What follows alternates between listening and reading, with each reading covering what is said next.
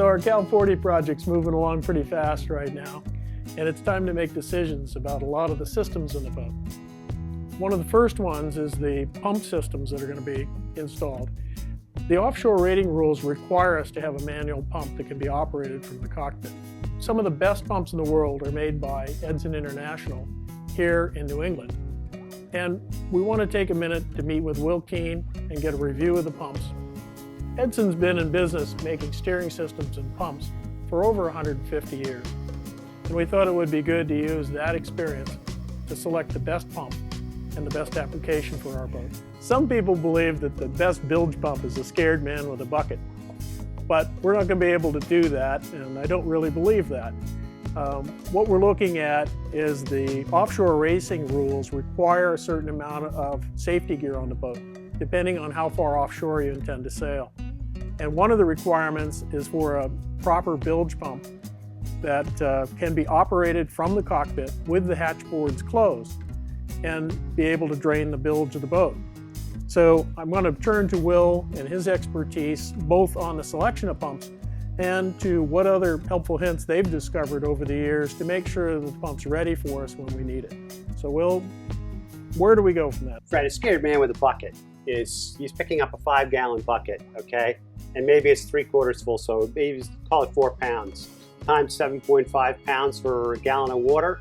So you do the math and you're sitting there basically picking up 30 gallons in a 5-gallon bucket. Sustainability of pumping is something that you can do over and over and over again for hours at a time. When you're offshore, you need sustainable pumping action. Well, we're going to be mounting the intake for this down in the bilge. It's probably going to be 4 feet below waterline, and then it has to travel, I think, approximately 15 feet to go around the engine, 15 to 20 feet around the engine back to the transom. It's going to discharge probably about 2 feet above waterline. So 7 feet of discharge head on a 2,000 gallon per hour pump probably cuts the capacity down to about 1,400 gallons per hour.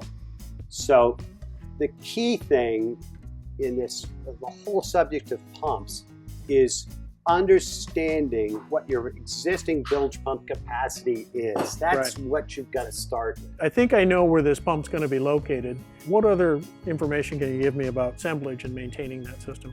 To me, one of the most important pieces of equipment is a bilge pump alarm, typically with a counter system on it.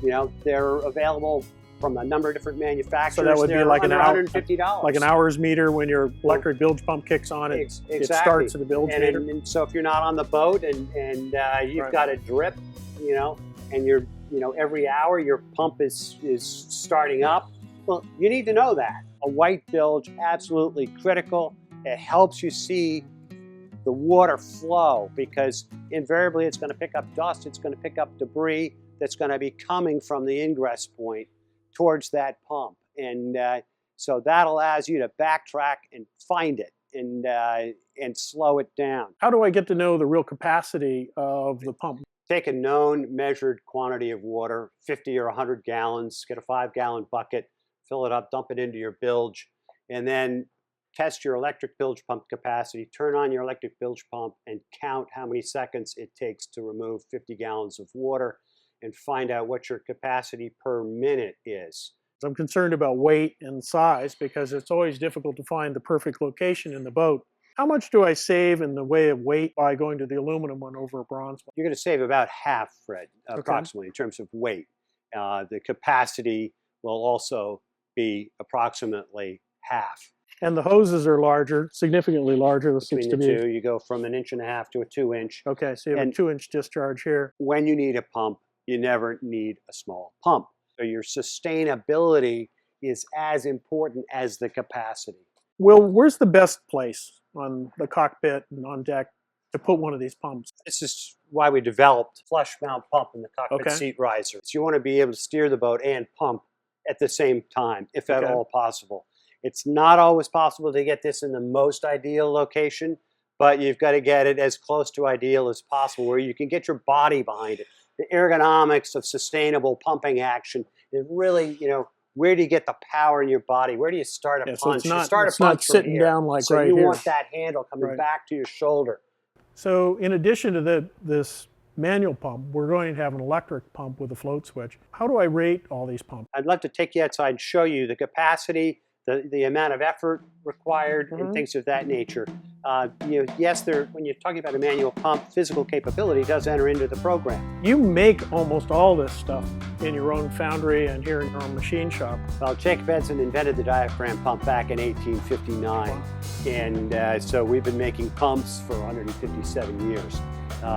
We own our own foundry, and we're actually making the discharge chambers out of aluminum, 356 T6 at our foundry, and then they're hard coat anodized to give them a much greater life expectancy, and then just straight untreated aluminum.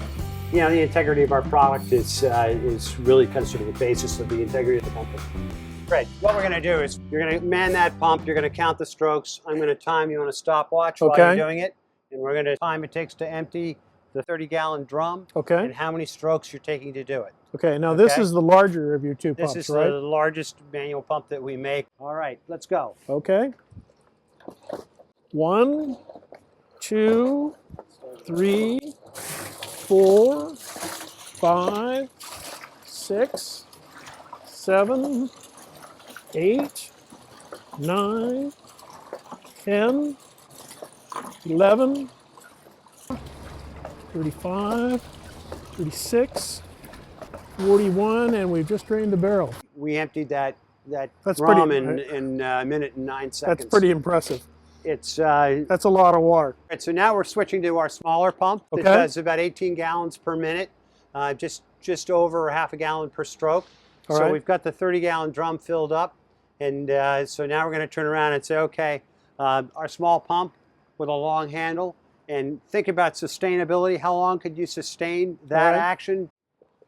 1, 2, 3, 4, 5, 6, 36, 7, 38, 39, 75, 76, 77, 78, 96, 97, 98, 99, Okay, we have air. 100. Okay, so you're at 1 minute 54 seconds of pumping.